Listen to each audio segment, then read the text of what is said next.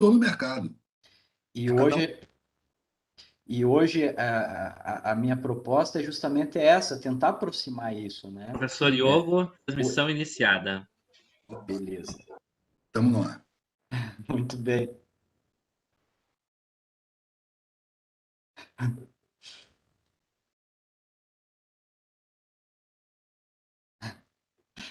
Boa noite para Então, quem está ouvindo. primeiramente aí, agradecer a presença do Eduardo Marinho, pelo aceite do convite em realizar esse bate-papo e disponibilizar o seu tempo, né?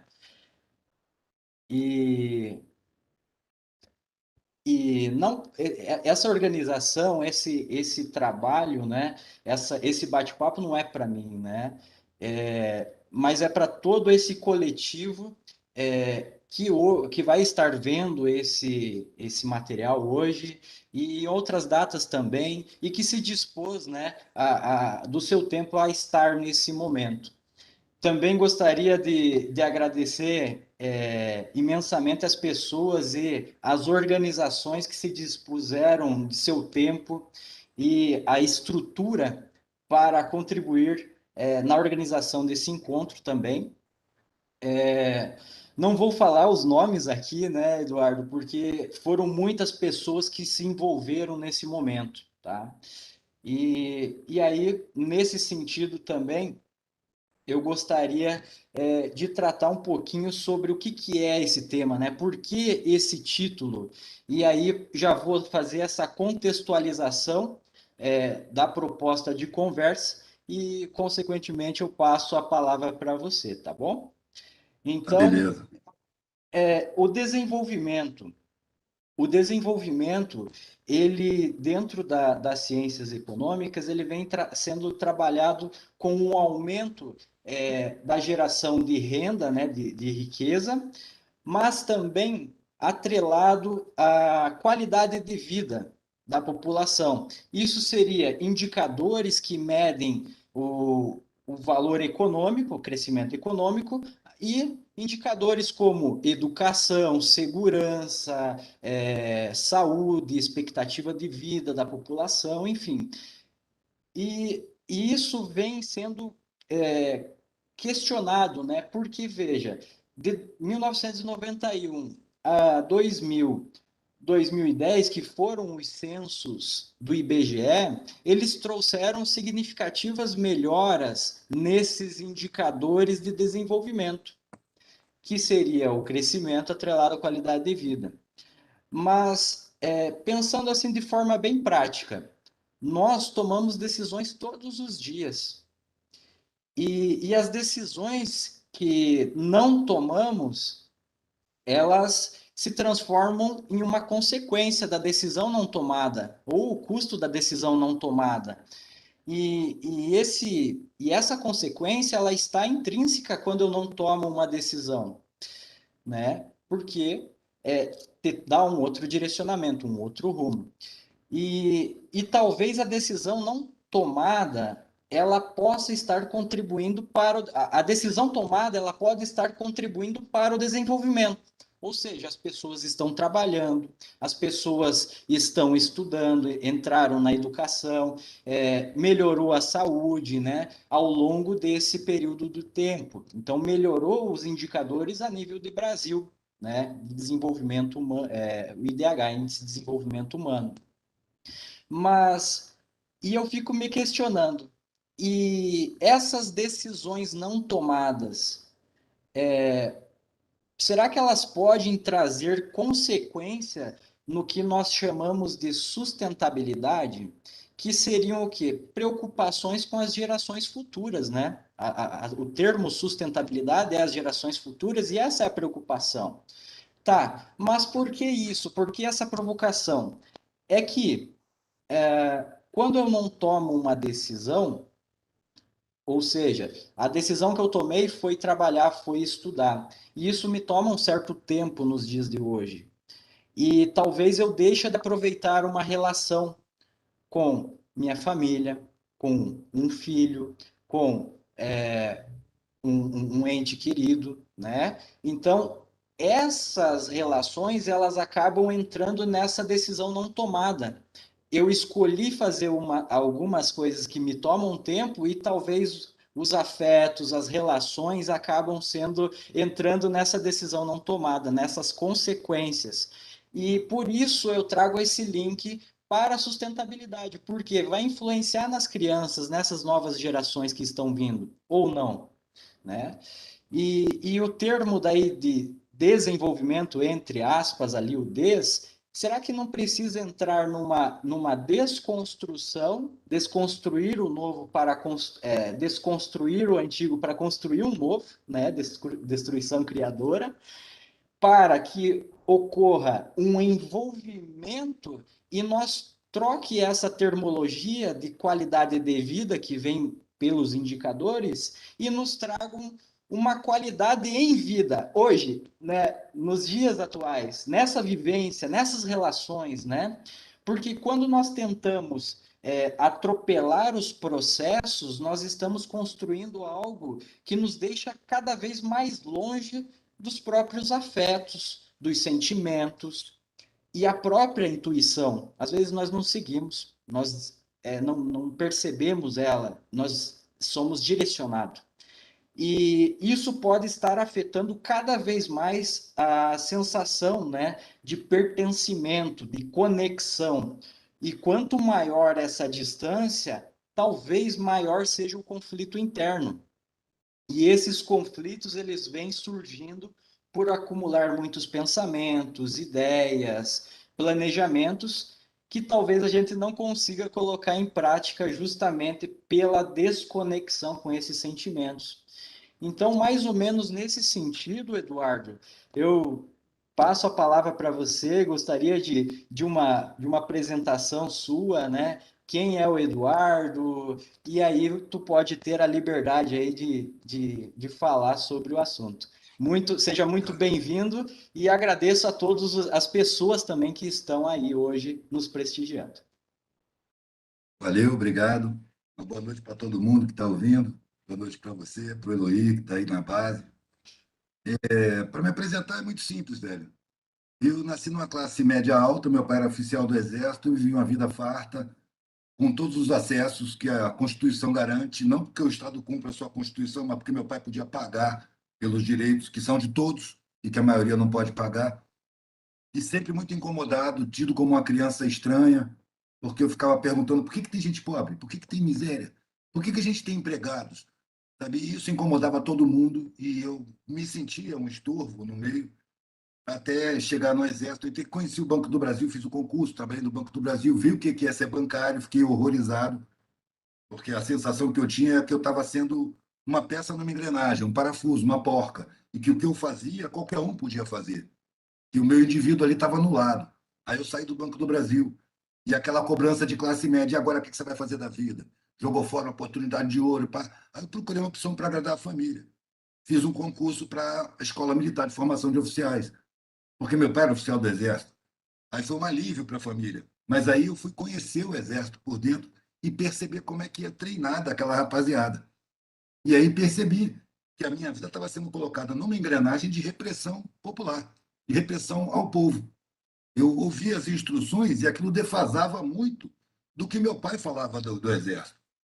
O meu pai foi militar há 40 anos. Quer dizer que o Exército era a força que protegia o povo, que protegia o território, que zelava pela paz. Mas quando eu fui ser treinado, era tudo ao contrário. Uma vez eu não resisti e perguntei a um tenente que estava dando instrução, mas, tenente, e o povo? O que a gente pensa do povo? Ele respondeu: o povo é uma massa acéfala e amorfa, ou seja, sem cabeça e sem forma, que precisa ser controlada para não se tornar perigosa. Ele matou o exército para mim. Eu não quero ser um instrumento de repressão. Inclusive, eu tive, em 77, numa manifestação estudantil, com um fuzil apontado e com vontade de atirar, porque eu tinha chegado de um acampamento bárbaro, tinha tido tortura, gás lacrimogêneo, pancadaria, tudo de ruim. Aquilo transforma você por dentro. Hoje, quando eu vejo um policial militar truculento, ou um militar truculento qualquer, eu não tenho raiva dele. Eu tenho raiva da forma que ele foi treinado para ser isso que ele está sendo. Uma máquina de agressividade, de intolerância. de violência. Raros são os que escapam disso. E mesmo assim tem aquela ideologia formada, a formação ideológica das forças de segurança é antipovo. Eu percebi isso. E aí saí do Exército. Aí a última expectativa foi a decepção geral para a família, né? Todo mundo tinha certeza que eu ia seguir a carreira do meu pai. Aí a última tentativa de me enquadrar foi entrar na universidade. Como eu estudei em escolas muito bem pagas, eu fiz 2 vestibulares e passei nos 2. Uma para uma faculdade particular e uma para uma federal. Eu preferi a federal porque a diferença ideológica entre mim e toda a família, todo o meu meio social era muito grande. Eu não queria mais que eles me pagassem nada. Então, eu vou para a federal. E aí me encantei, no princípio, né? Me encantei porque foi a primeira vez que eu vi o pessoal da minha classe social discutindo injustiças sociais. Aí eu me encantei de início. Mas logo eu tinha saído do exército, eu tinha ralado, eu tinha apanhado, eu tinha viajado de carona, dormido no papelão. E ali à minha volta ninguém tinha essa experiência. Todo mundo tinha sua casinha, seu conforto, seu café da manhã pronto quando acordava. Chegava em casa, jogava roupa suja no chão, a empregada pegava para lavar, aparecia limpinha dentro da gaveta.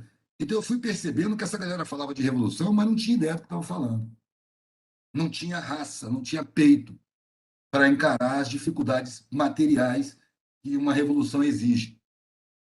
E aí fui me decepcionando. Fui me decepcionando até perceber que ali não estava o meu caminho. Falei, isso não vai mudar. Eu não posso mudar o mundo. Essa rapaziada não vai mudar o mundo. Então, já que eu não posso mudar esse mundo injusto, porque eu sempre tive muita angústia com as injustiças do mundo, e eu tinha constrangimento de ter empregados. É uma coisa estranha no meu meio social, no meu meio de origem. E aos 19 anos eu saí daquele meio. Então eu falei, não, não posso mudar o mundo, eu vou mudar a minha vida. Eu vou procurar um sentido, porque aqui não tem sentido. Qual é o sentido da minha vida? Manter meus privilégios? Ter empregados? Eu não quero. Tenho vergonha. Eu quero conhecer o que é a vida, quero conhecer o que é o mundo. Numa discussão com meu pai, uma das últimas discussões, porque cortaram relações comigo, né? Ele falou: você não tem ambição nenhuma. Eu falei: tenho. Eu tenho muito mais ambição do que você pode imaginar. Porque conforto, dinheiro, consideração social, privilégio, garantias, é pouco. Não me serve. Deve ter alguma coisa maior na vida, deve ter algum propósito, deve ter algum sentido. Eu vou procurar um sentido para a minha vida. Não sei nem se eu vou encontrar, mas se eu não encontrar, vou morrer procurando. Porque esse sentido material de me manter privilegiado numa sociedade cheia de miséria, isso não é razão para viver para mim. Isso eu não vou levar. Eu quero da vida o que eu puder levar dela. E o que a vida tem de mais importante não é material, é abstrato. O que a gente precisa de material é para a gente viver com conforto, com alimentação, com moradia. A gente não precisa de excesso. Só que a gente está envolvido numa sociedade que pratica um massacre publicitário, ideológico, que faz a gente desejar mais do que precisa. E esse desejo de querer muito mais do que se precisa é que causa a carência. Eu larguei a faculdade, peguei a estrada e fui ser mendigo, mano. Viajando de carona, dormindo no papelão. Passei a ser perseguido pela polícia, espancado. Eu estava dormindo numa casa abandonada, um vizinho chamava a polícia já chegava barbarizando. Então, eu fui viver de uma outra forma. E que, por outro lado, me encantou muito, porque eu comecei a perceber que as melhores pessoas são exatamente as mais mal vistas pela sociedade. É onde está a dificuldade que está a solidariedade. É onde está a carência, que está a espontaneidade, está a humanidade, sabe? Tá a solidariedade, está aquela união, um dando a mão para o outro. E isso me encantou muito. E as histórias periféricas, sabe? Entre os caminhoneiros, os ladrões, as putas, os traficantes. Eu vivia nesse meio. E observando as histórias individuais de cada um.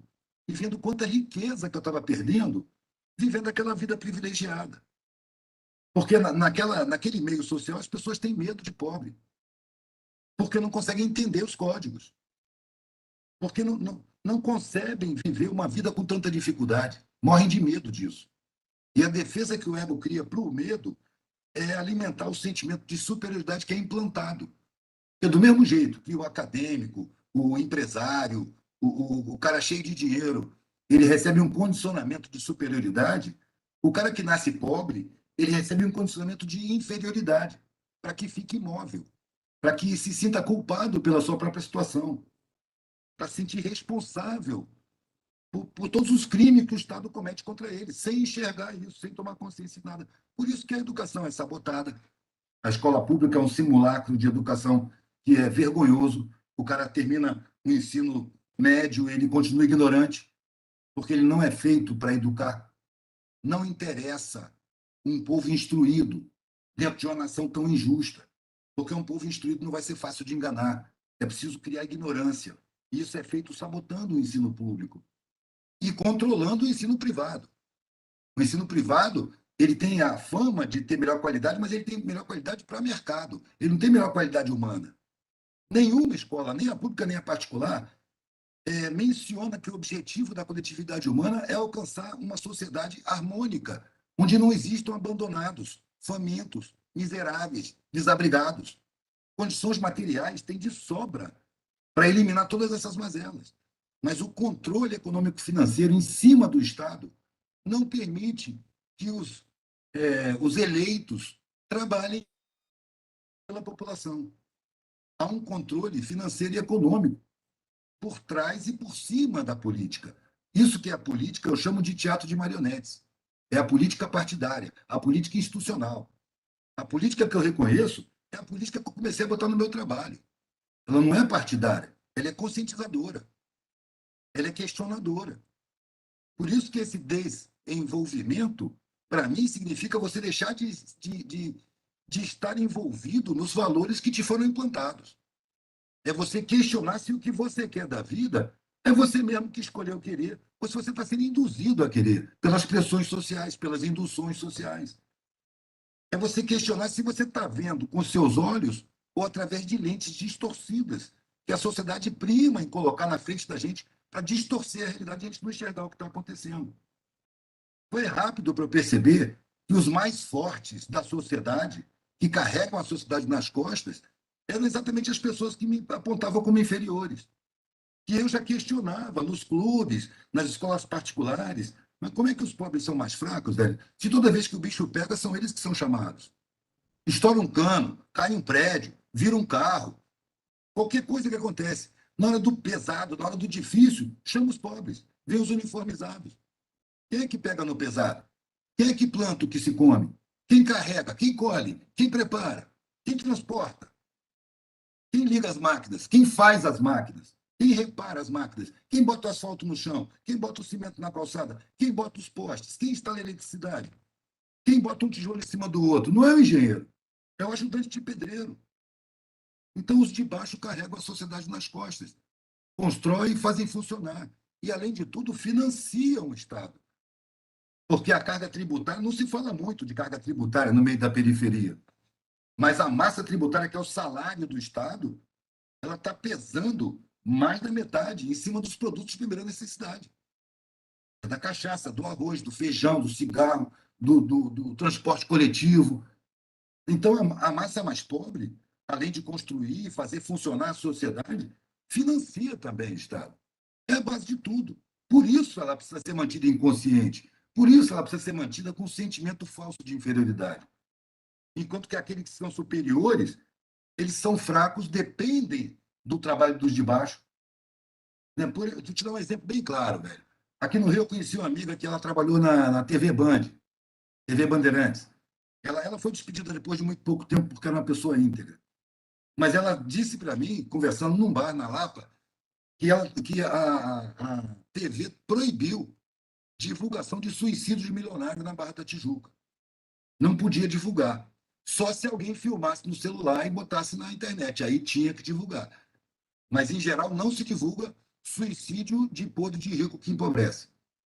O cara perde tudo que tem, velho. Não pode mais pagar as contas absurdas que ele paga, não pode mais bancar viagem para o exterior com a família. Ele se suicida, velho. Ele mata a família e depois se mata. Eu passei por várias tragédias periféricas, mano, desabamento, enchente, todo mundo, eu perdi tudo, todo mundo perdeu tudo. Eu não vi um suicídio, mano. Eu vi gente perder a família inteira, junto com a casa e com tudo que tinha dentro. Dá aquela tristeza, demora um tempo, mas nego respira fundo, fica triste por um tempo, mas segue caminhando, não pensa em suicídio. Aí eu pergunto, quem é que é o forte, quem é que é o fraco? É preciso a gente inverter os valores que a sociedade impõe, porque eles são todos mentirosos. Todos mentirosos. Inclusive, a academia, constitucionalmente, é direito de todo mundo. Era preciso que o Estado reconhecesse os crimes que comete contra a sua população desde que era império. E, em resgate desses crimes, direcionar a universidade para abrir para todo mundo. Quem quiser entrar para aprender, pode entrar e aprender. Isso seria um resgate dos crimes de Estado. Seria levar o conhecimento para onde está a sabedoria. Porque onde está negado o saber, brota a sabedoria. O saber você encontra com professores, com livros, com estudo, com escola. Mas a sabedoria, mano, você consegue ela superando dificuldade, vencendo barreiras, se harmonizando em comunidade sem nenhuma participação do Estado. E quando tem a participação do Estado é para atrapalhar, é para reprimir, é para expulsar. As pessoas se organizam socialmente, espontaneamente, e conseguem se harmonizar. Isso é sabedoria. É preciso que aqueles que galgam o saber, que acessam o saber, percebam a importância da sabedoria para decidir o que fazer com esse saber. Porque se você fica só com o saber e não tem a sabedoria prática, você vai usar esse saber egoisticamente, como a sociedade recomenda. Você vai usar para você, seu capital pessoal. E aí você se desintegra do coletivo e passa a viver só você e os seus. Isso dá angústia. Não é à toa que se vê tanta gente bem-sucedida tomando antidepressivo. Ué, se a pessoa é bem-sucedida, por que está deprimida? É porque isso não satisfaz, mano. A gente precisa de matéria na medida da necessidade. A gente não precisa mais do que isso. Porque as verdadeiras necessidades que a gente tem, elas não são materiais. Elas são abstratas. É afeto, mano. É você se sentir útil ao coletivo. É você gostar e ser gostado. Você chegar e ser abraçado. Você receber e abraçar também. Pô, isso é que a gente precisa. Mas a gente é induzido a achar que o objetivo da vida é material. Porra, se o objetivo da vida fosse matéria, quem conseguisse não morria, velho. Se a gente vai morrer e não vai levar nada, se eu tiver um patrimônio enorme, o que vai acontecer? Minha família vai entrar em atrito, mano, disputando a quantidade de matéria que eu deixar. Eu já avisei meus filhos que desde que eles eram pequenos, a herança que eu vou deixar é cultural.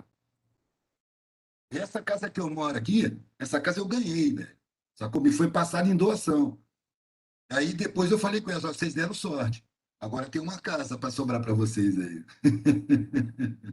Porque do mesmo jeito que eu ralo para viver, vocês têm que ralar para viver também.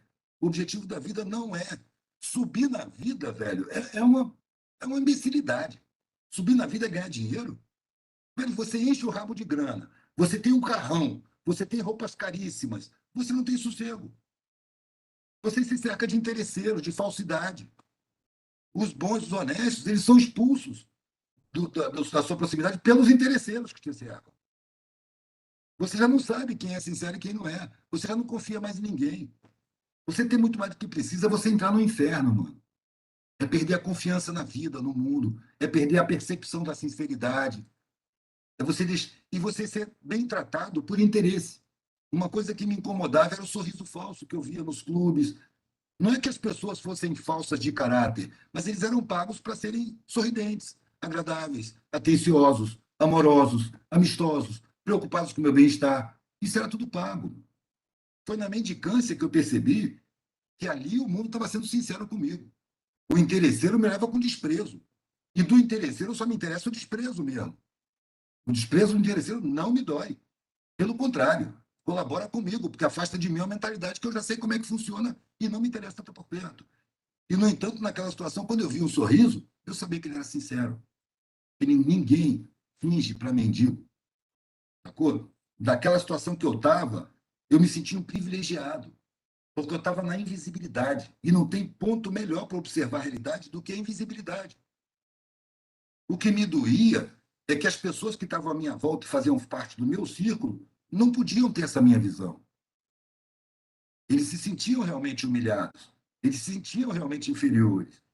E quando eu conversava e mostrava o valor real, eles achavam lindo o que eu falava, gostavam muito de ouvir. Mas logo ali na prática cotidiana eles voltavam a assumir a postura de subalternidade, diante do bem vestido, diante do ricão, diante do branco, do patrão. Porque a coisa é muito profunda, velho. É uma indução muito profunda. O massacre midiático, publicitário e ideológico usa profundos conhecimentos acadêmicos, psicologia do inconsciente, psicologia de massa, antropologia, sociologia, para criar mentiras e convencer a população dessas mentiras, para criar valores e botar todo mundo louco correndo atrás de valores que não satisfazem. Uma das coisas que me fez largar o mundo do privilégio foi um encontro com um empresário bem-sucedido, que tinha 90 anos de idade. Eu estava próximo dos 90 anos. Ele era um velhinho, cheio de problema de saúde, dono de uma empresa de exportação, acho que de café lá no Espírito Santo. E ele ficou velho, cheio de doença. E o médico proibiu ele de trabalhar. Ele já tinha criado os filhos e tinham assumido a empresa dele. Inclusive, os filhos moravam no exterior. Ele morava sozinho, numa mansão do lado do prédio onde meus pais moravam. E ele vinha para o saguão do meu prédio para ver gente e conversar. Como era classe média alta, todo mundo sabia quem era ele. E todo mundo tinha uma admiração muito grande por ele.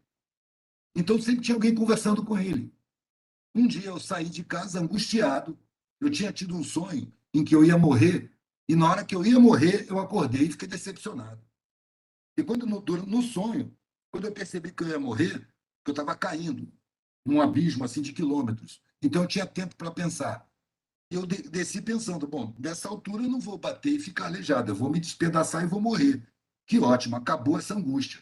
Porque a vida para mim era muito angustiada. Eu tinha que satisfazer a família e tudo que me parecia satisfazer a família me frustrava. Então eu estava muito angustiado. Então quando eu percebi que eu ia morrer, eu falei, que bom, agora eu vou ver como é que é do outro lado. Acabou essa angústia. Não volto mais para a faculdade, não vou mais acordar. Mas aí, na hora que eu ia bater no chão, eu acordei. Olhei meu quarto. Falei, pô, o que eu estou fazendo vivo? Não queria estar aqui. Não queria fazer o que eu vou fazer. Eu não queria encontrar ninguém que eu vou encontrar. O que eu queria fazer ia magoar muito a minha família. Então, eu estou numa berlinda. E aí, logo depois, eu encontrei esse coroa. Eu ia saindo e, por acaso, ele estava sozinho. Eu nunca tinha conversado com ele. Quando eu falei o oi de sempre, opa, tudo bem? Ele falou, menino, senta aqui. Velho, por que ele falou assim comigo? Ele não me conhecia. Ele só me via assim. Sabe? Essas coisas, para mim, têm o dedo da espiritualidade. Eu não tenho religião nenhuma, sabe? Mas eu sinto a espiritualidade presente no dia a dia. E aí eu sentei, cara. E ele começou a falar. E começou a falar de um jeito que era direcionado para mim. Ele falou: olha, eu fiz da minha vida tudo que os mais velhos disseram para eu fazer. Eu estava sob fogo dos mais velhos. Eu dizia para eles que a faculdade não fazia sentido, que a vida não fazia sentido, que ter privilégio não fazia sentido. E o que, que eu ouvia? Isso é porque você é jovem, você é inexperiente. Não seja impetuoso, você vai estragar a sua vida. Não se arrependa, não tome atitude nenhuma. Siga esse caminho que você está. E eu olhava para o caminho e falava: cacete, eu não quero seguir por aí. Eu não quero ser advogado. Eu já tinha ido ver um julgamento, cara. Eu não combino com aquilo. Você tem que ter temperamento, tem que ter dom, porque é muita falcatrua. E aí eu sentei e fiquei ouvindo. E ele falando comigo, eu construí a minha empresa focado, que era o patrimônio da família. Eu não pude conviver com meus filhos. Que nem você falou aí no começo. Eu não pude conviver com meus filhos. Eu encontrava com meus filhos, eu percebi que eles tinham crescido. Eu mandava eles passarem férias fora. Também não tinha convívio. Aí tentava compensar a minha ausência pagando profissionais de ótima qualidade, para eles assumirem a empresa e terem condições de formação. E, e também me convencia de que eu estava trabalhando pelo patrimônio deles. Eu me justificava. E a empresa foi de vento em popa. E eu viajava para a África, para a Ásia, para a Europa, para os Estados Unidos, para a Austrália, fazendo pontos de venda, fazendo comércio. Eu passava o tempo todo na empresa. A minha vida era a empresa ia de vento em popa. Mas eu comecei a adoecer. O cabelo foi ficando branco. Eu não percebi que a vida estava passando. Eu nunca tinha pensado na morte. Eu vivia como se eu nunca fosse morrer.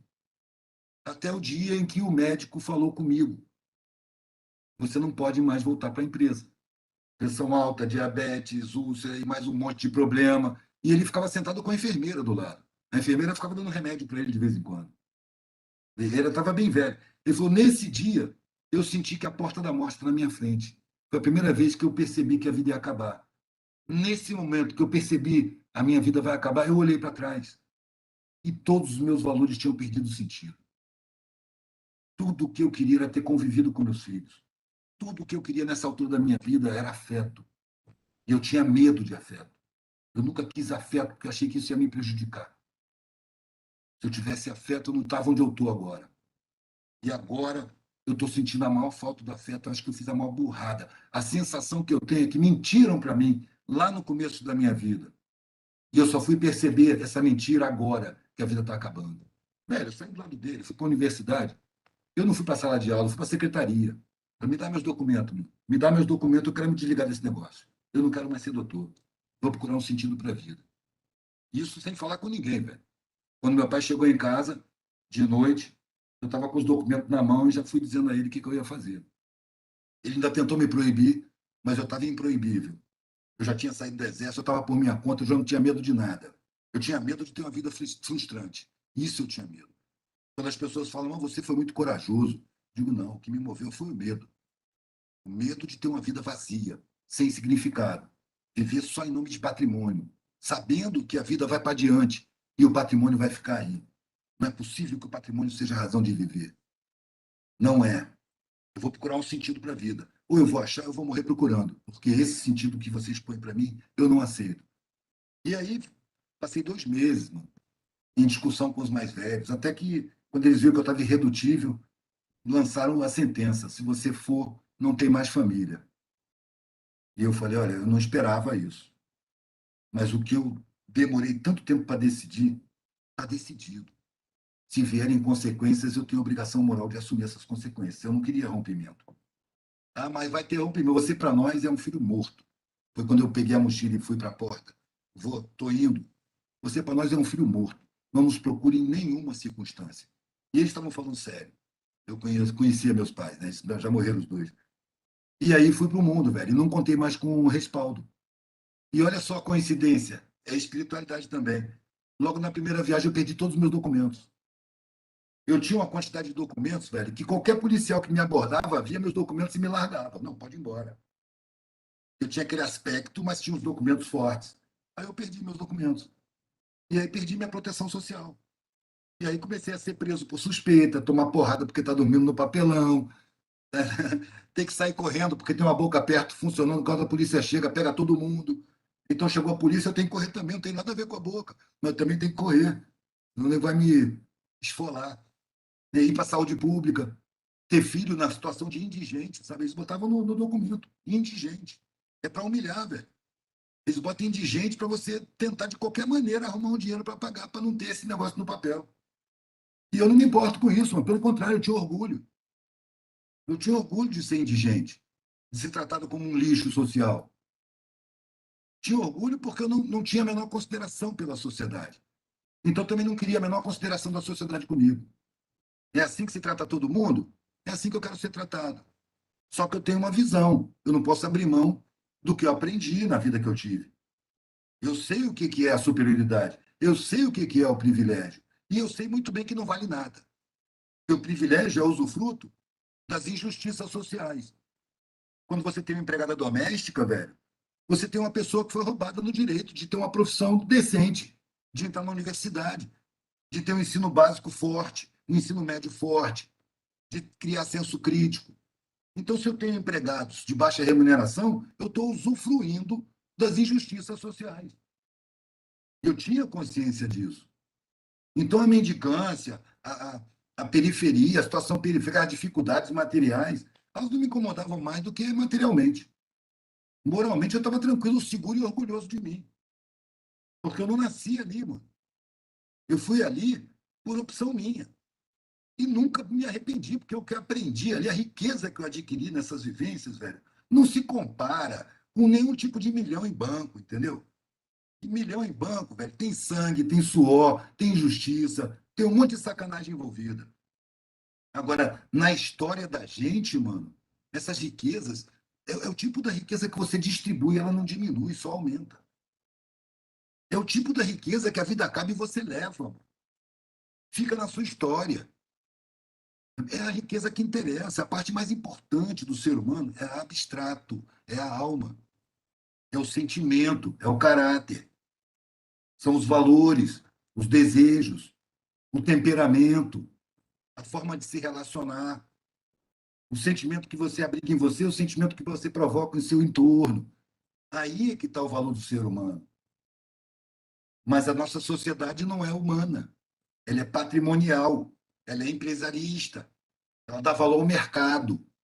O ser humano não está no patamar de maior importância da nossa sociedade. E é esse o nosso trabalho: colocar o ser humano no centro de importância social, para que seja um absurdo existir um faminto, um desabrigado. Só se for por problema psiquiátrico. Aí vai ter o serviço social que vai lá pegar o cara. Ele está na rua, mas ele tem uma casa. Ele está com fome porque ele tem um problema mental, porque tem comida para ele comer. É essa sociedade que eu sonho, é por essa sociedade que eu trabalho. E eu sei que eu não vou ter tempo de ver. Eu não vou ter tempo de ver, mas se eu não trabalhar para uma sociedade justa, minha vida não tem sentido. Quantos trabalharam antes de mim, velho? Você pega a história aí, milênios atrás, já tinha exceções à regra, que hoje são referências para nós. Uma vida é um passo numa caminhada infinita que a gente mal sabe onde começou e não sabe se termina. É o caminhar da humanidade. Uma vida é um passo. Eu quero que o meu passo seja escolhido por mim e não induzido pelos padrões sociais, que são falsos, desumanos e antissociais. Acho que eu já falei demais, né? Não, Eduardo, é muito é uma bagagem muito grande que você traz, né? E principalmente quando tu aborda essa essência, né, que é o ser humano, né, que ele tem dentro dele e às vezes não consegue compartilhar. E isso traz alguns problemas no próprio convívio, né, na própria harmonia do ambiente, né? E quando a gente fala de pessoas líderes, essas pessoas todas elas são líderes. Todos nós temos uma liderança, né? Uma intuição, uma sensação, um sentimento que nós podemos despertar, talvez, no outro melhor dele, né? E eu acho que esse é a sacada de um líder, de enxergar o lado bom ou a oportunidade que a outra pessoa tem em evoluir, né? E aí cabe talvez o papel, seja ele a atuação que tenha na sociedade. A partir do momento que ele desenvolve esse afeto, né, com o próximo, talvez nós possamos estar caminhando nesse sentido que tu traz, ou não é por aí o caminho? O que que tu acha disso, Eduardo? Eu vejo que você traz também essa fala da espiritualidade, né? Que talvez seja isso. A palavra seja essa, espiritualidade. Como eu trato as outras pessoas no meu dia a dia. Tem a caixa lá do supermercado, eu não vou lá e jogo as coisas para ela passar. Eu chego e digo, ó, bom dia, né? Boa tarde. Trago essa relação, porque é uma pessoa que está disponibilizando. Obviamente, ela está trocando o tempo dela por um salário, mas é uma pessoa que está te servindo ali.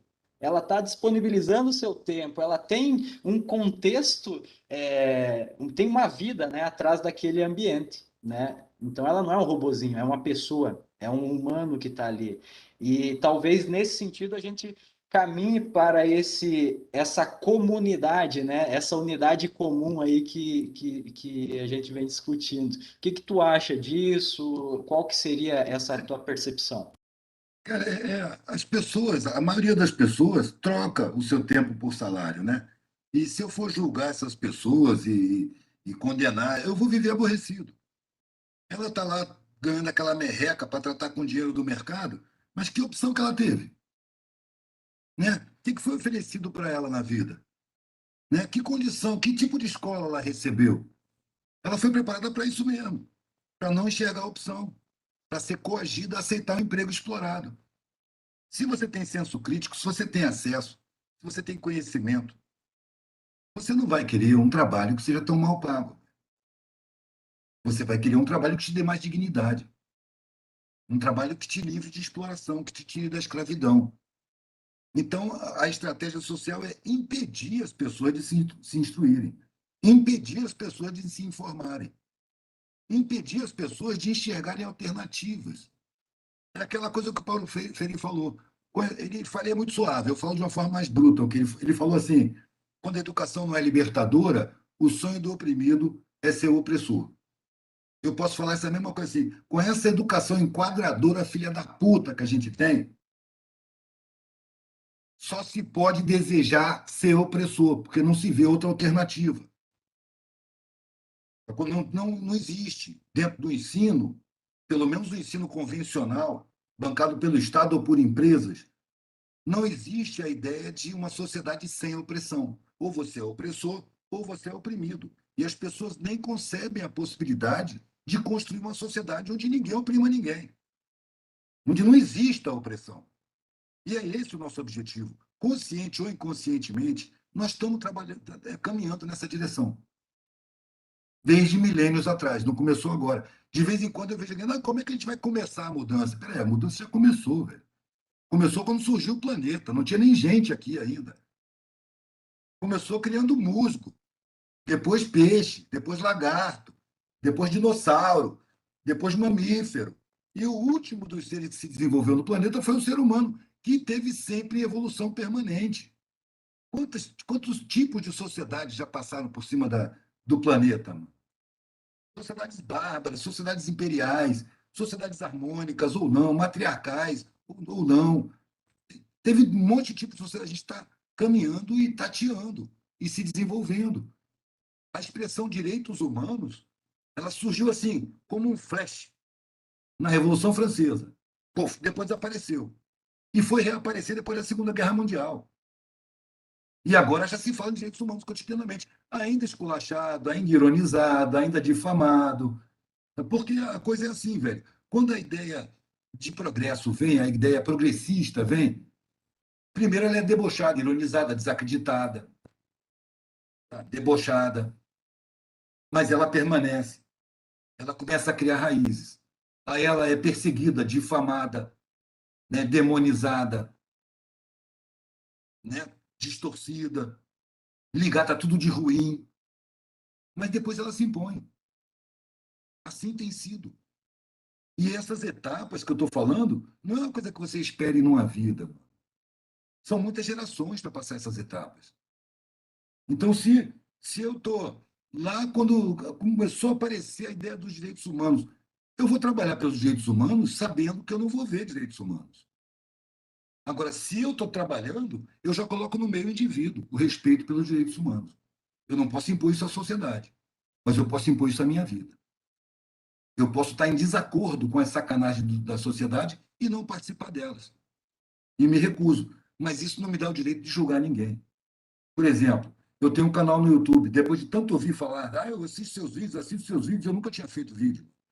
Chegavam pessoas, filmavam eu falando e botavam no YouTube nos seus canais. Aí eu abri um canal, 10 anos ouvindo, assiste seus vídeos.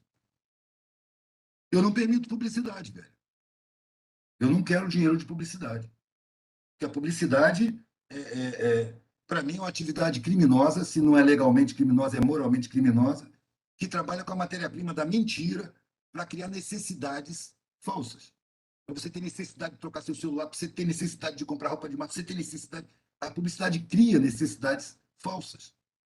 E um dos grandes problemas, para mim, dentro da sociedade, é o excesso de necessidades artificiais. Se a gente se ativesse as necessidades naturais, não faltaria para ninguém.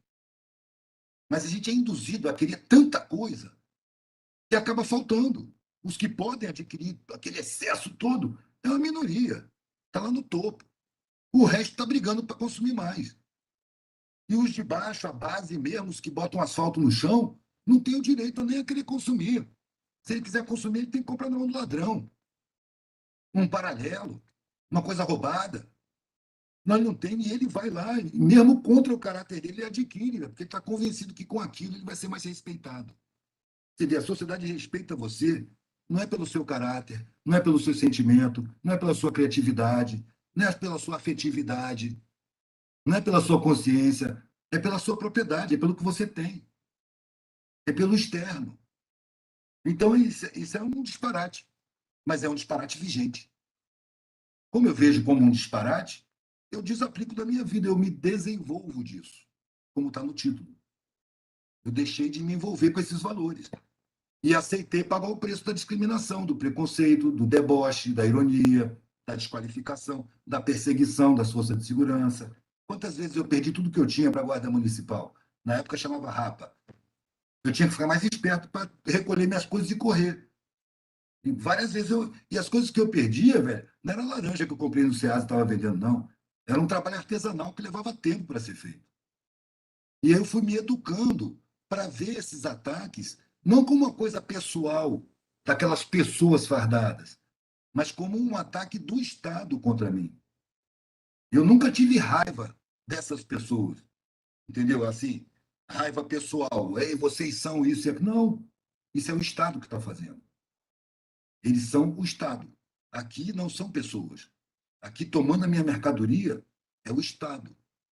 E se o Estado está tomando a minha mercadoria, eu entendo perfeitamente por quê. É porque eu não estou enquadrado. É porque eu estou na calçada. É porque eu estou por minha conta. Eu não estou submetido aos valores do Estado, da sociedade. Então, eu sou perseguido por isso. Então, isso me honra. Tomaram tudo? Eu vou fazer tudo de novo. E daqui a 2 dias eu estou no mesmo lugar vendendo. Pô, era uma resistência, não me revoltava. É aquela coisa, mano, muita coisa na sociedade dá raiva na gente. É impossível você não ter raiva. Agora, você pode escolher que raiva você pode ter, você quer ter. A minha raiva é construtiva, não é destrutiva. Eu não quero quebrar a cara de ninguém, eu quero tocar fogo em nada. Eu quero ter resistência e seguir do jeito que eu quero. Com toda a pressão que vier, com todo o prejuízo que eu tiver, eu vou seguir comandado pela minha consciência. E sem julgar. O Estado é primitivo, eu reconheço. Tudo que se diz assim, mas isso é um absurdo. Policial espancando uma pessoa que não está reagindo, não é absurdo. Isso está de acordo com a sociedade. A sociedade é toda absurda. E isso é uma faceta dos absurdos sociais. Isso é normal para essa sociedade. É isso que a gente tem que entender, mano. E essa é a nossa normalidade. E é nela que a gente tem que trabalhar para deixar de ser, para criar uma outra normalidade, mais humana, menos empresarial, ou mais centrada mesmo no desenvolvimento verdadeiro do ser humano, que é o desenvolvimento interno. Quando eu falo espírito, alma, espiritualidade, eu não estou falando de religião. Eu estou falando do ser abstrato que nós somos. Pô, esse ser abstrato é o que nós temos de mais importante, velho. A matéria não é tão importante assim. A matéria é importante no sentido da gente ter saúde, da gente ter condição de viver. Mas o excesso da matéria já começa a atrapalhar a vida. O cara já fica obeso, já arruma um monte de amigo interesseiro, perde os bons amigos, né? Não, começa a ostentar o que tem, fica vazio, mano, e paga o preço. Eu não vou ter raiva do cara que é arrogante, não, ele paga o preço. Se você pudesse acompanhar essas pessoas no seu dia a dia, nos seus momentos, você vai ver o quanto de angústia elas sofrem. Porque um vizinho comprou um carro novo. A figura fica angustiada porque ela tem que comprar um carro novo, senão ela vai se sentir inferior. Não confia mais em ninguém. Disputa na empresa. É uma trairagem, um passando a perna no outro. Tem que explorar os sabotados sociais. As pessoas não vivem bem. Não é à toa que tomam remédio para viver. Não é à toa que adoecem. Porque estão violando sua própria alma, induzidos por uma sociedade materialista. Materialista não dialética. Bem entendido.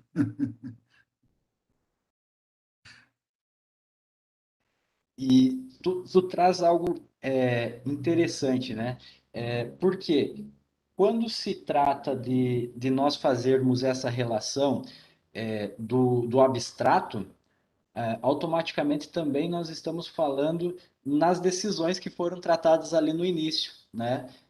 Automaticamente, desde o momento que nós acordamos até o momento que chegamos ali à parte de dormir, nós estamos constantemente tomando decisões, né? Entre uma coisa e outra. E aí a gente chega no final do dia ou durante o dia, eu não tenho tempo para nada, né? O tempo talvez seja a única coisa que a gente tem nesse mundo, né? E, e aí, como que a gente pode, obviamente, cada um tem uma função, cada um tem uma percepção, uma forma de conduzir a sua vida, né? Mas, às vezes, a gente encontra dificuldade em como startar isso, né? Como eu posso, a partir do que eu sei, do quem eu estou me tornando, contribuir para esse desenvolvimento, né? Ou qualidade de vida, né? Não sei como que a gente poderia tratar disso, mas como que tu percebe isso efetivamente? Como que eu coloco isso no dia a dia, né? Qual que seria a concepção de abraçar meus conhecimentos e, a partir disso, como eu contribuo, né? Velho, primeiro, se você mudar de postura, mudar de valores, né? A primeira coisa que você vai encontrar é estranhamento no seu círculo, né? As pessoas vão te estranhar. O que está acontecendo com você, né? Quando eu percebi isso, que eu mudei minha postura, cortaram relações comigo. Todo mundo, não foi só minha família, não. Todos os conhecidos, os parentes distantes, ninguém queria mais papo comigo, porque eu virei mendigo. Ali naquela ocasião, velho, eu já não queria mudar as pessoas. Eu achava que isso era arrogante, pretensioso. Eu não posso, eu tenho que mudar a mim mesmo.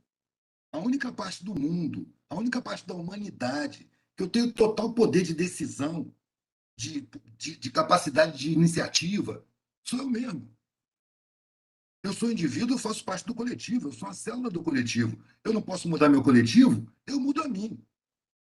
E aí comecei a viver de acordo com valores meus. E fui percebendo que isso é, é, atingia as pessoas sem que eu tivesse a pretensão de atingir. Entendeu? Porque o que eu vejo em muita gente é querer mudar o mundo sem pensar em se mudar, sem se perceber prisioneiro de valores falsos, sem se perceber condicionado por uma sociedade condicionadora. Então você faz um curso superior e sente superioridade. Aí você quer uma sociedade justa, você olha para os que não têm universidade como se fossem inferiores e você que vai mandar neles, ensinar eles, organizar eles. Sabe? E isso aí não funciona, mano. Isso é estéreo. Isso não dá em nada. Você vai entrar no jogo institucional. Se eu estou numa sociedade, olha só, se eu estou numa sociedade que me ensina que tudo que eu vou conseguir na vida tem que ser através de luta, de confronto, de disputa, como é que eu vou mudar essa sociedade com luta, com confronto, com disputa, com conflito? Não tem como, eu estou reproduzindo condicionamentos sociais. Eu preciso parar de reproduzir os condicionamentos. E aí eu me torno revolucionário internamente, não externamente. Né? Eu não preciso ler os filósofos europeus para ver a realidade. Mano. Uma vez eu falei, estava fazendo uma palestra num curso de ciências sociais, né? Coalhado de marxista.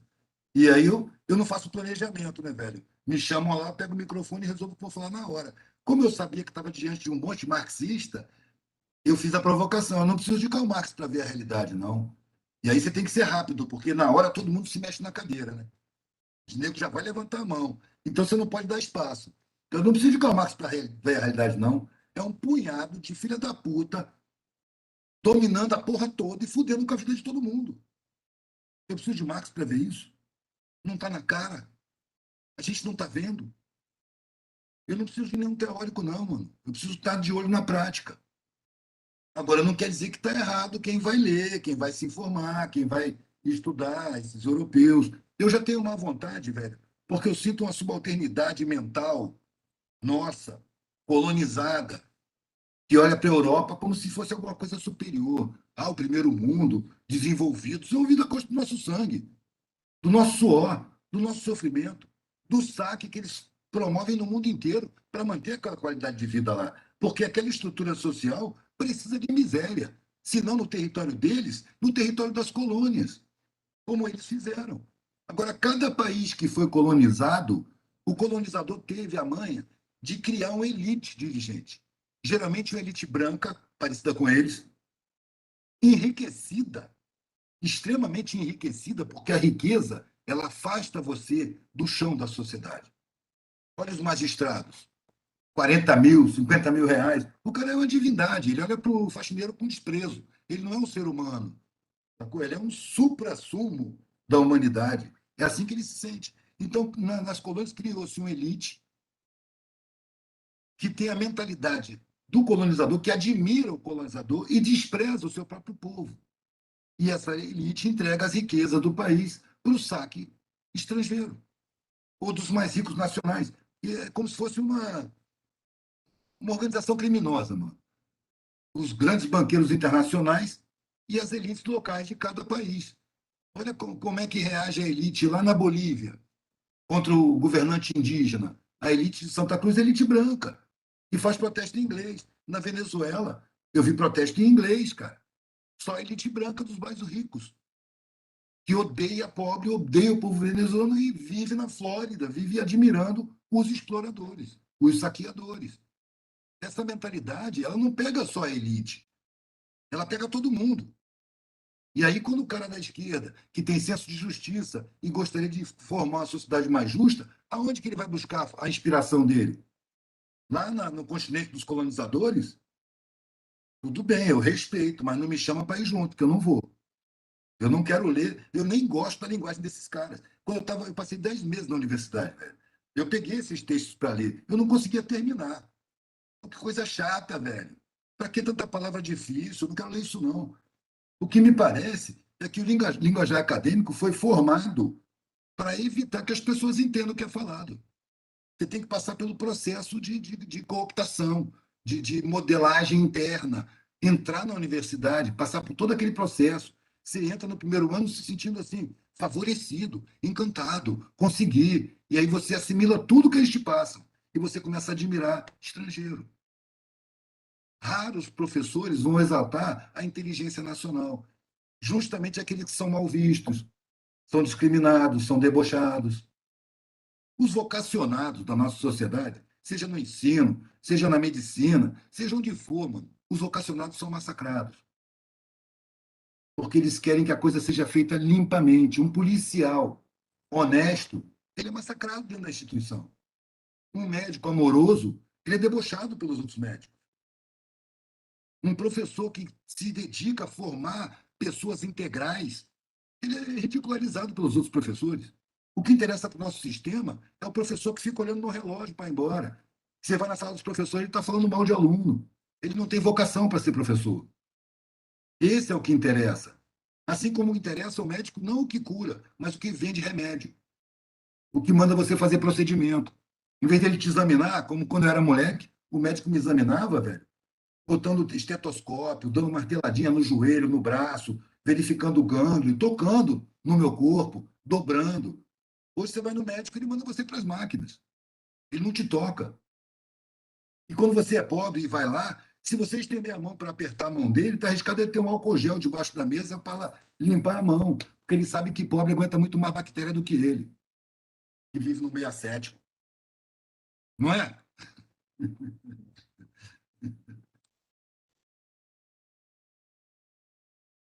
Eu não sei nem se eu É, entendi, velho. Porque eu começo a falar, os caminhos vão se fazendo, eu esqueço até da pergunta.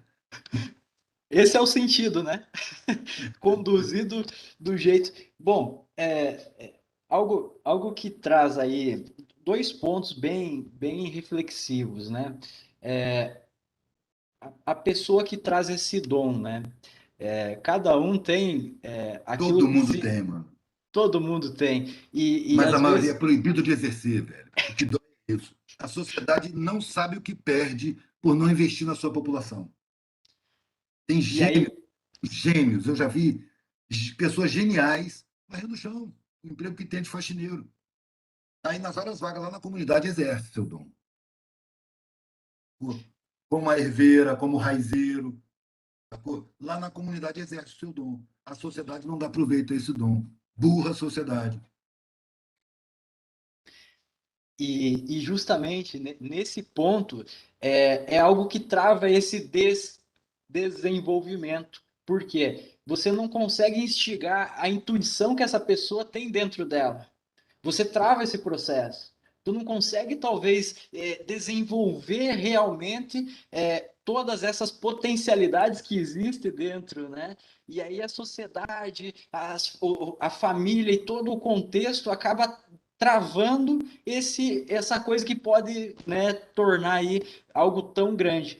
Outro ponto também que eu anotei aqui, imagina se toda essa galera consegue se unir e um ajudar o outro. E aí é algo que eu venho trabalhando dentro das cooperativas, né? O desenvolver isso dentro de cooperativas. Será que a riqueza não seria maior? Não seria um start, um início? Não sei. Aí eu trago esses dois pontos para tu trazer as suas reflexões, né? Mas que riqueza. As riquezas internas, né? O próprio a As forma do vocações. trabalho coletivo, né? Porque você tem que estar em conjunto, né? Dentro de um ambiente cooperativo, associativo, as pessoas precisam trabalhar juntas, né? Sim. Desenvolver suas intuições, suas expertises para melhorar o todo, né? O comum. Pelo menos essa seria uma proposta, né? Cara, o processo é gradativo. Quando as pessoas formam cooperativas, claro que você vai ter ali alguns egoístas, algumas pessoas que estão formadas pela sociedade. Mas aos poucos as pessoas vão percebendo como é mais agradável viver em harmonia. Aos poucos. Às vezes o cara não, mas o filho dele sim. Sacou? Que vai crescendo, as gerações estão chegando, as coisas estão mudando. É uma coisa que eu sempre falo, velho. Na periferia, onde tem mais dificuldade, onde tem gente que passa fome, gente que fica doente, não tem atendimento, onde todo mundo tem problemas esporadicamente, é um lugar onde se desenvolve a solidariedade, não como uma virtude, mas como uma ferramenta de sobrevivência. Se eu tive fome ontem e hoje eu tenho comida, eu vejo meu vizinho com fome e eu divido a minha comida com ele. Eu sei o que é ter fome, entendeu? Então, na periferia, você tem uma solidariedade muito grande por conta das dificuldades. As dificuldades levam a gente a criar solidariedade. Aí eu estou olhando para o planeta no momento de agora. Olha o sacode que o clima está dando. Olha as promessas do que vem pela frente. Muita dificuldade, muita catástrofe, gelo, seca, falta de energia, porque está colapsando. Está começando a colapsar e vai colapsar. E eu acho que isso tem uma função espiritual, porque vai ser tanta dificuldade que as pessoas vão criar solidariedade para sobreviver. Não vai ter mais o apego ao excesso, porque não vai ter excesso. Vai faltar. E a gente vai precisar se dar a mão. E nisso a gente se desenvolve espiritualmente. E nisso a gente caminha em direção à harmonia social. Nós temos iniciativa e tem muita gente trabalhando nisso. Mas eu acho que as consequências do mau procedimento da coletividade humana em cima do planeta estão vindo e vão ajudar nesse caminho, criando as dificuldades que vão fermentar a busca de harmonia social. Vai apressar o processo, entendeu? É como você tem uma reação química. Quando você agita ela, ela anda mais rápido, não é? O planeta agora está dando um sacode, mano. Vai agitar geral. Então vai ter problema em todas as partes. Não vai ser tudo ao mesmo tempo, mas vai ser em vários lugares. Vai ter sempre acontecendo uma catástrofe em algum lugar. O mar está subindo, velho. O litoral vai se modificar completamente. As placas tectônicas estão se balançando, está tendo terremoto pra caramba. Vulcão, mano, você tem acompanhado as notícias? Está explodindo vulcão para tudo que é lado. Incêndio na floresta da Sibéria, velho. Sibéria é um lugar congelado. Está pegando fogo. O Polo Norte está mudando de lugar. O eixo da Terra está se modificando. Descongelou o Ártico.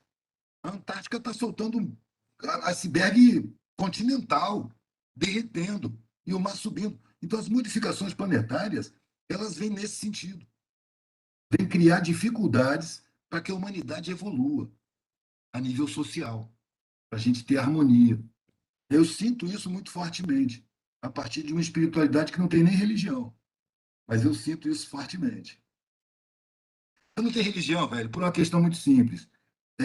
Depois que eu percebi que o nosso Sol, tão grandão, é uma estrela anã na periferia de uma das galáxias. São 200 bilhões de galáxias. Eu não consegui imaginar o que é 1 milhão de nada. Eu me lembro de 1 milhão na Avenida Rio Branco, no protesto. E era um mar de cabeça, assim, que não tinha fim. 1 bilhão é 1000 vezes 1 milhão. São 200 bilhões de galáxias. A nossa galáxia tem 100 bilhões de estrelas. Cada sol, quer dizer, cada estrela é um sol. Né? Na nossa galáxia, que é uma das menores, tem só 100 bilhões de estrelas, tem um monte de estrelas 1000 vezes maior do que o Sol, 2000 vezes maior do que o Sol. com milhares de planetas em volta, com centenas de planetas em volta, com dezenas de planetas em volta. A gente aqui em volta do Sol somos 8 planetas. 8. E aí, daqui dessa poeira cósmica, eu já estou em contato com o ser supremo do universo, que é macho. Não dá para engolir, né, meu irmão? Eu prefiro ficar ignorante da parada. Quando eu estiver pronto para saber o que são essas magnitudes, eu vou saber. Por agora, eu tenho a espiritualidade que eu trato não é de ficar puxando o saco de alguém imaginário, não. É de trabalhar os meus sentimentos, de trabalhar nos meus apegos e desapegos, trabalhar no meu temperamento, no meu caráter. E assim eu vou aprendendo, vou crescendo e vou ganhando capacidade de compreensão para ir entendendo um pouco mais. Eu não quero ir além do que eu posso entender, porque senão eu vou ter que supor, mano. Uma vez eu estava fazendo uma palestra em Curitiba, numa casa feminista. E quando eu ia encerrar a palestra, não, peraí, que a gente tem uma pergunta aqui para você, a gente quer saber a sua opinião. Você acha que um dia o machismo vai acabar? Eu falei, enquanto Deus for pai, não. Se o ser supremo é macho, é claro que o feminino está em segundo plano e vai permanecer assim. Se a gente já tem a pretensão de conceber uma divindade, um ser supremo do universo, será que a gente não tem a capacidade de perceber que ele está acima dos gêneros? Que essa coisa de masculino e feminino é coisa de bicho que precisa procriar? Se há um ser supremo, ele está acima dos gêneros, que não tem gênero. Não importa a sexualidade de uma pessoa, mano, a não ser que você tenha algum interesse sexual nela. Se eu não tenho interesse sexual numa pessoa, a sexualidade dela não me importa o caráter, o sentimento, me importa a visão de mundo, me importa a conduta. Mas não me interessa a sexualidade. Assim como não me interessa a religião. Eu não quero explicar o inexplicável e conceber o inconcebível sem querer ofender, é para não cair no ridículo, mano. De estar esticando o meu olhar para onde eu não estou vendo. Se eu mantiver o meu olhar onde eu alcanço, eu posso me trabalhar e me melhorar com muito mais eficiência. Eu olho para as religiões e não vejo muita coisa, mano, porque em toda religião tem gente boa e gente ruim, como em qualquer coletividade. Se a religião melhorasse as pessoas por si, você não vê pilantra dentro de religião, velho. E você vê. Então não é a religião que melhora a gente, é a iniciativa própria, é a espiritualidade em si, independente de crença, velho. Para mim, não importa o que você acredita, não importa o que você faz. Porque o que você acredita pode mudar de uma hora para outra, mano, depende dos acontecimentos da tua vida. Agora, o que você fez, está feito. A consequência está ali na frente. Então, é muito mais importante você prestar atenção no que você faz ou está fazendo do que você ficar pensando no que você acredita. Porque o que você acredita pode estar errado. É preciso um pingo de humildade para perceber que nós não temos grandeza suficiente para compreender o todo do universo. A gente está em desenvolvimento. Eu sinto que um dia a gente vai poder, mas não agora. Agora a gente está brigando entre si, a gente não conseguiu nem harmonizar a sociedade. Como é que a gente vai tratar de assuntos mais elevados? A gente precisa criar uma sociedade onde não tenha faminto, onde não tenha desabrigado, onde todo mundo possa se desenvolver no seu potencial integral. Aí sim a gente vai poder tratar de assuntos mais elevados. E aí entra Deus na parada. Até a palavra religião eu acho pretensiosa, velho. Porque fala de religar, não é? Que capacidade o homem teve de se desligar do seu Criador? Se é que é um Criador mesmo. É só pretensão, velho. É só arrogância. Então ele resolveu se desligar e agora ele resolveu se ligar de novo. Pô, parece criança, né, velho? Tá brincando.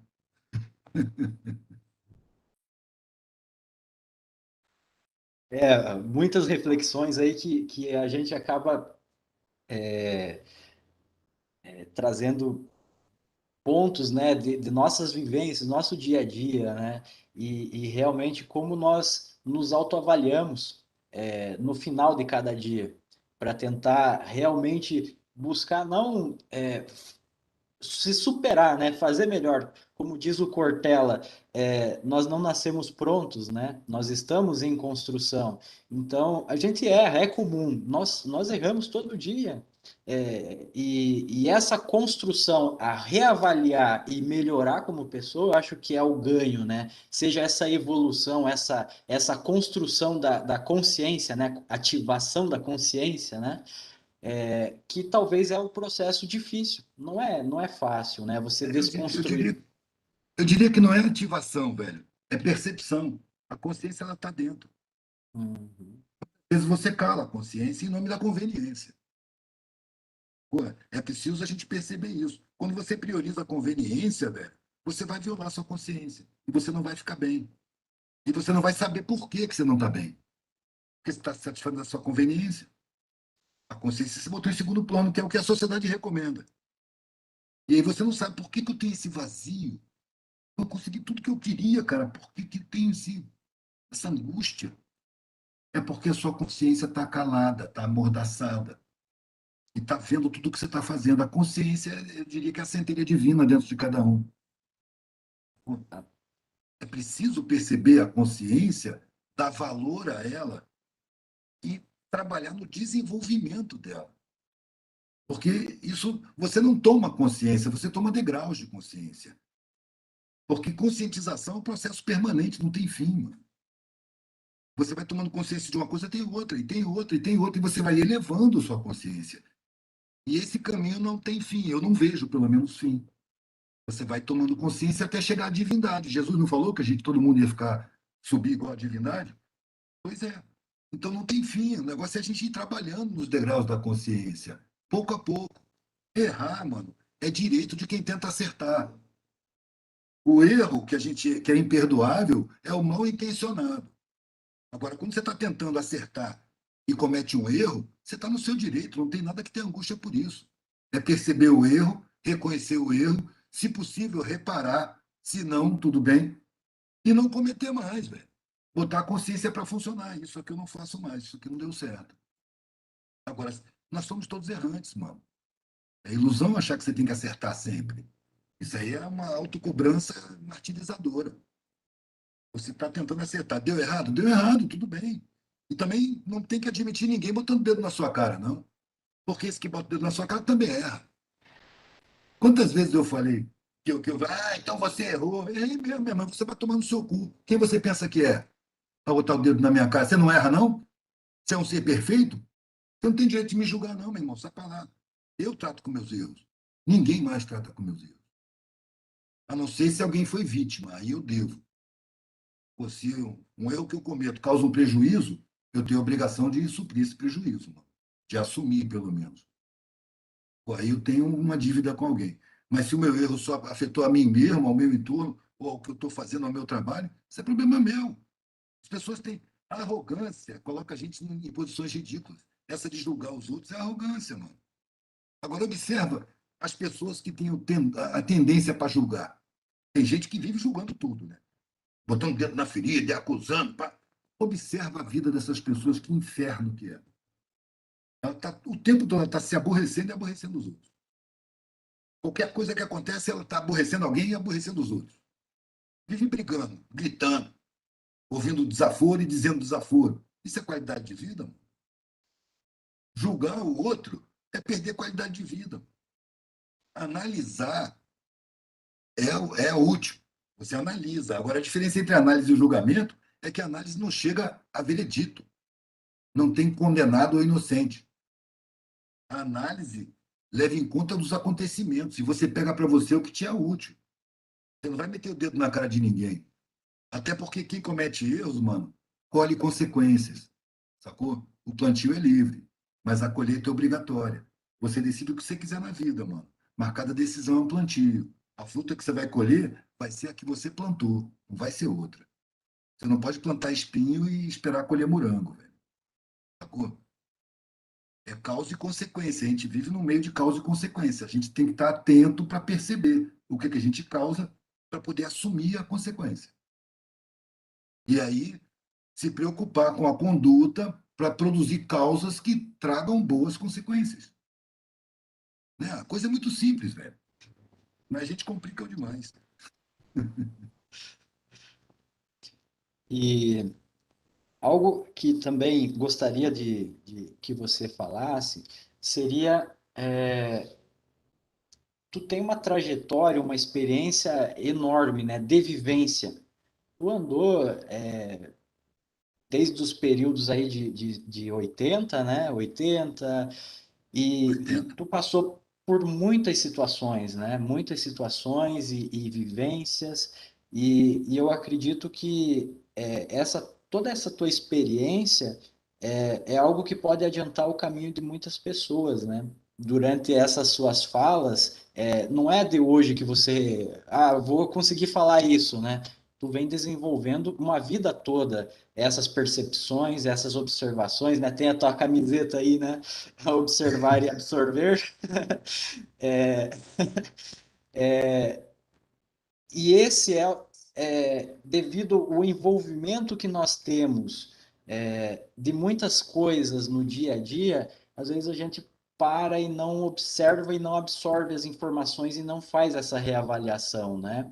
E durante toda essa tua experiência, né, essa sua trajetória, qual seriam os pontos de sucesso? Ou eu gosto sempre não do sucesso, eu gosto dos pontos que tu observou que aquilo lá não é bom, né? Tu conseguiria trazer, assim, pelo menos algumas noções a respeito disso, porque pode contribuir na etapa, né? Às vezes algumas pessoas podem perceber isso e não cometer talvez o mesmo erro, ou talvez caminhar também ao mesmo sentido, né? O que que tu traria assim toda essa bagagem que tu traz aí? Velho, me explica melhor isso aí, mano, que eu não estou entendendo o que é. Bom, tu teve uma trajetória, né? Uma vida, e você ao longo desse processo traz muitas reflexões. E o que você traria assim de pontos de sucesso que você absorveu ao longo do tempo, que observou e gostaria de compartilhar? Assim como aquela pessoa aquele senhorzinho lá próximo de 90 anos, te pegou na mão assim, vem cá, meu garoto, chega aqui, vamos trocar essa ideia que você precisa escutar umas coisas que ninguém vai te falar, né? Então, Eduardo, você, agora fazendo uma linha do tempo, né? O que você traria dessa contribuição, pegando na mão de cada pessoa que está assistindo aqui e falasse, né? Desse essa posição de Sim. alguém que te chegou lá atrás e te fez essa Rapaz, reflexão. rapaz, eu não sei se esse coroa tinha noção do que ele estava fazendo. Eu acho que ele teve um impulso de falar comigo. Ele não me conhecia, ele não sabia das minhas angústias, ele não sabia de nada. Por isso que eu falo que eu atribuo a espiritualidade. Sabe? A frase mais forte que ele falou é a sensação que eu tenho é que mentiram para mim lá no começo da minha vida. E eu passei a vida inteira correndo atrás dessas mentiras e só agora que eu vou morrer, eu percebi que era tudo mentira. As pessoas me veem como um bem-sucedido, um empresário bem-sucedido, um vitorioso, e eu aqui dentro do peito me sinto um fracassado. Para começar, velho, sucesso para mim não é o que a sociedade me diz. Sucesso é tudo o que sucede. Tudo o que acontece é sucesso. Desse ponto de vista, o fracasso também é um sucesso. Cabe a gente pegar o fracasso e analisar ele sem depressão, sem vergonha, sem tristeza. Analisar o fracasso e aprender com ele. Que aí você vai fracassar menos. Agora, não pode criar a ilusão que você não vai mais fracassar. Você vai ter tentativas que fracassam, é normal. Né? Olha os animais que caçam. Qual o sucesso que eles têm na caça? Né? 10% dos ataques eles conseguem, 90% eles perdem. Então a gente vai tentando. Agora a gente tem a racionalidade que os animais não têm. A gente pode parar e refletir profundamente, perceber causas e produzir consequências. Se você trabalha, velho, com a sua vontade, você tem uma grande possibilidade de ter o sucesso que você espera. Você vai com a sua vontade inteira. Você tá, o que você quer? Você quer ganhar dinheiro? Se você se aplicar em ganhar dinheiro, você vai ganhar dinheiro. Mas você tem que se obstinar. Agora é uma pergunta: será que isso satisfaz? Quando você tiver o dinheiro, quanta gente eu vi decepcionada aqui, lutou e saiu de uma perrengue braba e de repente estava com grana e de repente fala para mim assim: pô, não era o que eu pensava, cara. Não era o que eu pensava. Fiz muita coisa que eu não queria ter feito para chegar até aqui e não tem esse valor todo. Então, assim, cara, eu sou o cara mais bem-sucedido da minha família, que sou eu que ganho mais dinheiro que todo mundo. Você vê a ideia de bem-sucedido. Eu ganho mais dinheiro que todo mundo. E, no entanto, eu sinto um vazio, eu sinto uma angústia. Sabe por que que ele levava esse papo comigo, mano? Porque eu era um caroneiro que estava na beira da estrada, pedindo carona. Ele parou, eu entrei no carro dele, demonstrei uma capacidade reflexiva e ele sabia que nunca mais ia me ver. Então ele abriu o coração dele. Eu ouvi muita confissão assim, velho. Por eu ser um cara de capacidade reflexiva, bom de trocar ideia, sempre procurei ser profundo nas minhas colocações e a segurança de que o cara que tem aquela coisa guardada dentro dele que não pode falar com ninguém, ele tem a segurança de que você é um merda social que vai desaparecer da vida dele. E mesmo que não desaparecesse, se você falar o que ele te falou, ele nega e manda te matar. Sacou? Então eu vi muita confissão que me trouxe muita reflexão de assassinato, de maltrato, sabe, de arrependimento, de dores, que os caras que fazem pose de forte, que são ricão, não quer demonstrar. Eles acham que sentimento é fragilidade, sacou? Aí o cara chega para mim, para aquele maluco, aquele hippie, sabe, que tem capacidade reflexiva, um olhar amoroso, e o cara se confessa, mano, e me dá matéria para reflexão, profundas matérias para reflexão, confirmando as minhas opções, sabe, de que o objetivo que a sociedade impõe é uma grande mentira. E a gente precisa criar os nossos objetivos. E eles não podem ser o que essa sociedade desumana, injusta, covarde, perversa e suicida nos impõe. E nós estamos num período em que a sociedade começa a agonizar, mano. Simbolicamente, eu acho que a sociedade se aproxima da morte, porque precisa nascer uma outra. A morte dessa sociedade vai gerar o parto de outra sociedade, melhor que essa, mais humana. Agora, tanto o processo da morte quanto o processo do parto são processos dolorosos. A gente vai ter que encarar muita dificuldade. São as consequências do nosso comportamento coletivo. Consciente ou inconscientemente, a humanidade se comporta mal no planeta. Não respeita a vida, não respeita a pureza das coisas, envenena tudo, emporcalha tudo, junta um monte de resíduo. É inviável continuar nesse rumo que a sociedade caminha. É inviável. Então ela vai para o final. Só que o final vai gerar outra sociedade. É besteira pensar que o ser humano vai se exterminar. Velho, o ser humano é o único bicho que tem em todos os lugares do planeta, na neve, na montanha, no mar, nas ilhas, no deserto, em qualquer latitude, em qualquer situação, em qualquer clima, no pântano, tem ser humano. Isso é uma praga, meu irmão. Isso é uma praga. Eu já tive sarna, entendeu? Morando na rua. E sarna é um troço difícil de você tirar, velho. Quando você pensa que acabou, começa de novo. Então, eu acho que a gente pode passar por um retrocesso aí, uma quantidade de. Muita gente vai morrer, muita gente vai. Mas a humanidade vai continuar, velho. A humanidade vai continuar. E vai continuar de uma forma melhor do que nós estamos agora.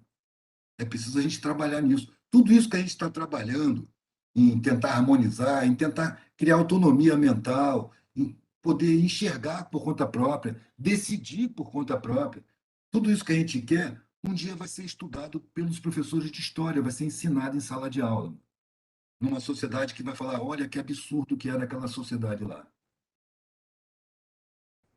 Tantos absurdos, que vai ser numa outra sociedade, porque na nossa sociedade o normal é a exploração, é a escravização, é o racismo, é, é o desprezo pelo feminino.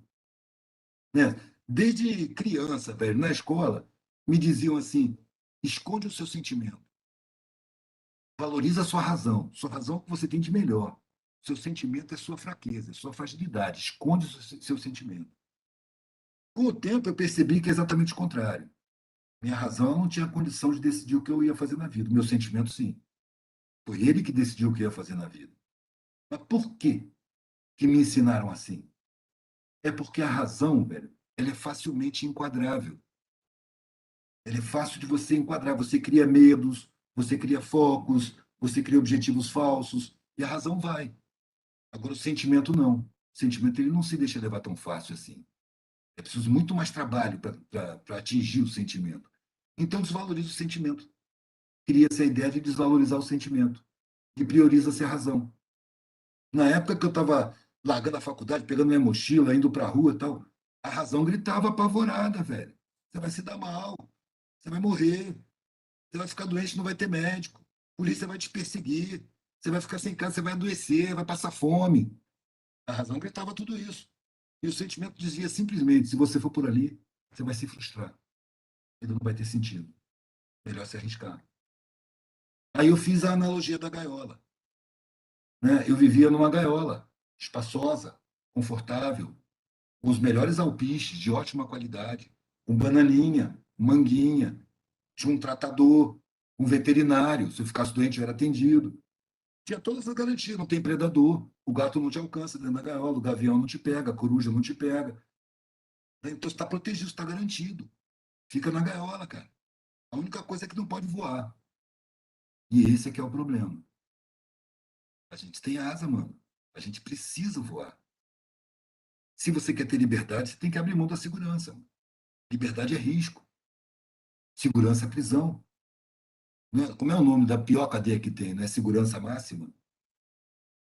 Então, a sociedade te impõe um medo, velho, que faz você procurar segurança.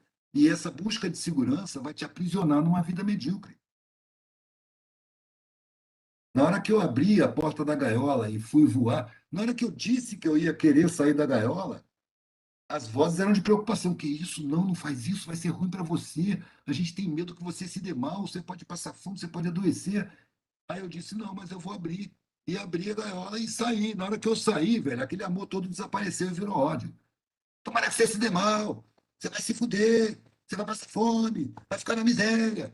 Ou seja, essa preocupação não era comigo, era com a minha posição, era com a minha escolha. Porque o fato de eu largar a segurança para poder voar acusa todo mundo ali de covardia. Então eles têm que me desqualificar para não se sentirem covardes. É que nem o patrão de empregados. Ele não admite que ele está explorando os empregados, que ele está se aproveitando de uma sociedade que impede os caras de se desenvolver. Ele não admite isso. Ele acredita que ele está ajudando. Ele está, na verdade, está se aproveitando da injustiça, ele está pagando péssimos salários, ele está impondo um regime policialesco para cobrar produção e tudo mais, mas ele não quer se sentir injusto. Então, ele assimila aquela superioridade para justificar o comportamento dele. São pessoas inferiores, eu estou ajudando. Ele se convence disso para sossegar a consciência dele. Quer dizer, não é que ele não tem consciência, ele tem uma consciência entorpecida, aquela ideologia que ele precisa ter, para não se sentir desumano. É um recurso de consciência para se proteger. Ninguém gosta de ser injusto, mano. Se você vê um fazendeiro falando dos funcionários, dos vaqueiros, no Nordeste é comum, velho. O cara fala com desprezo dos vaqueiros. A gente bruta, tosca. Por quê? Porque ele não quer se sentir injusto. Ao contrário, ele comete a injustiça e quer figurar como quem está fazendo um favor. Eu estou ajudando. Não, ele é um dependente.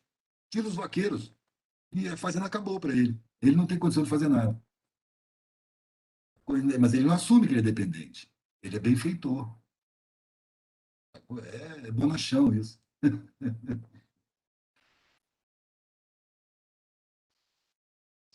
Deu para ter esse direcionamento, esse olhar muito legal.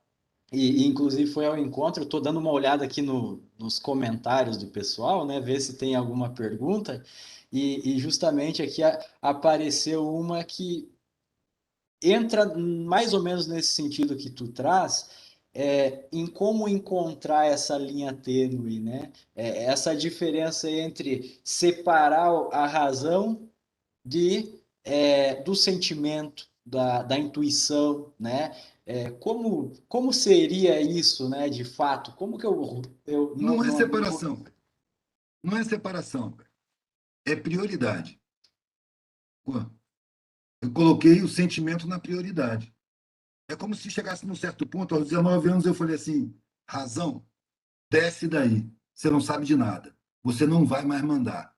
Quem vai mandar é o sentimento. E a sua função vai ser botar em prática o que o sentimento decidir. Você saiu da decisão. Não tem como separar razão e sentimento. Mas tem como mudar a hierarquia.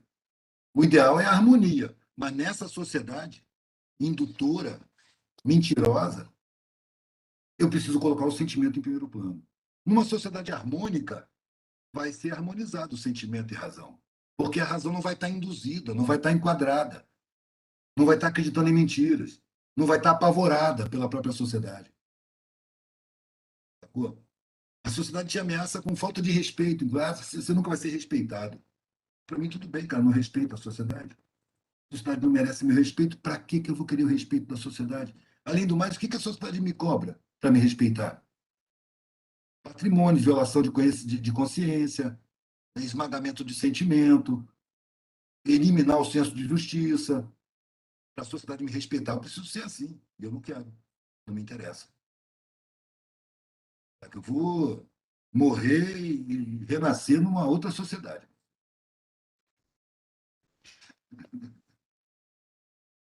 Eduardo, eu estou dando uma olhada aqui se tem mais alguma pergunta, mas aqui do pessoal acho que não teve mais perguntas pelo que eu estou lendo.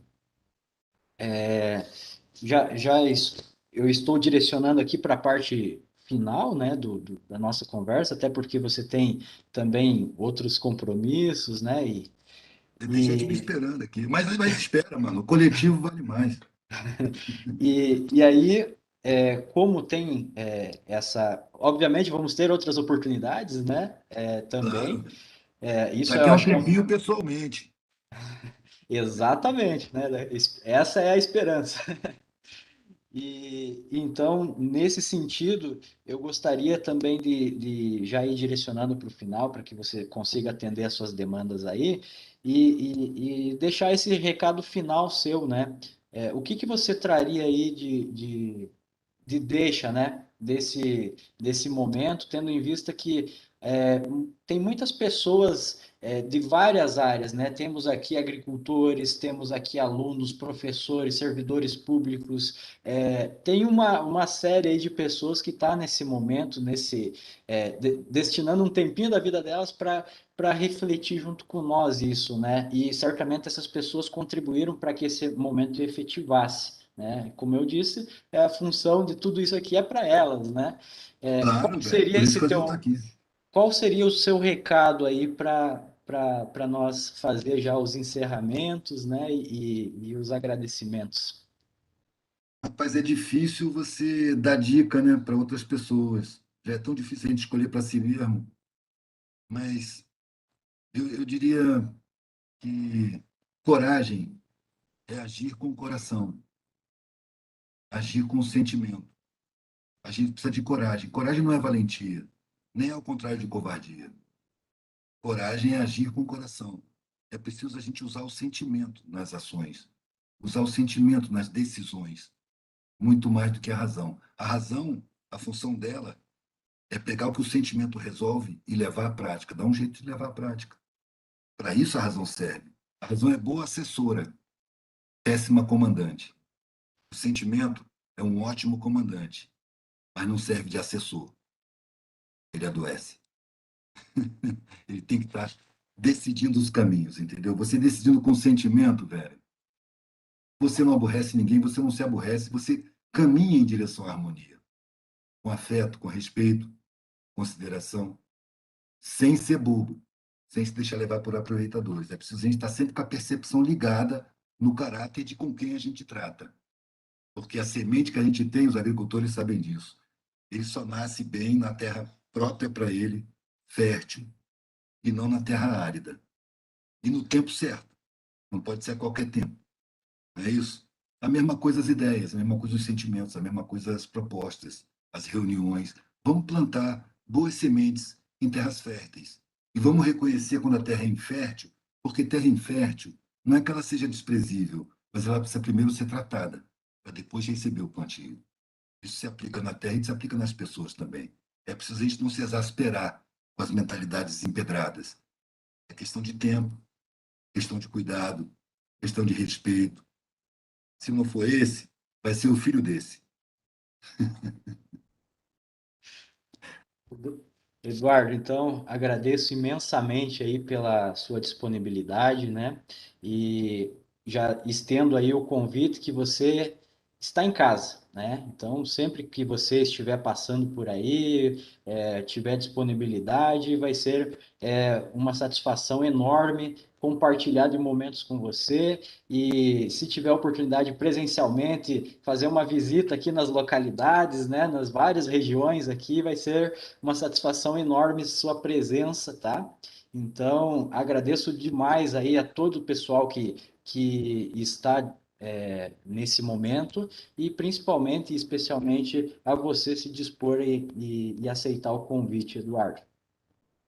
Pô, velho, eu que te agradeço, mano, de você poder dar um bom uso ao meu trabalho, à minha visão do mundo. E se tem proveito, mano, o privilégio é meu. Eu, mano. Agradeço todo mundo que está ouvindo aí. Eu espero que tenha bom proveito. Ninguém tenha se aborrecido. Valeu, gente. Valeu, até mais, tudo de Depois bom eu aí para pego o link vocês. contigo. Tá Tudo de ok, bom, velho. combinado. Vamos conversando. Massa. Um Abraço, forte irmão. abraço. Se não for presencialmente, a gente marca outra. Marcamos sim, combinado. Pronto.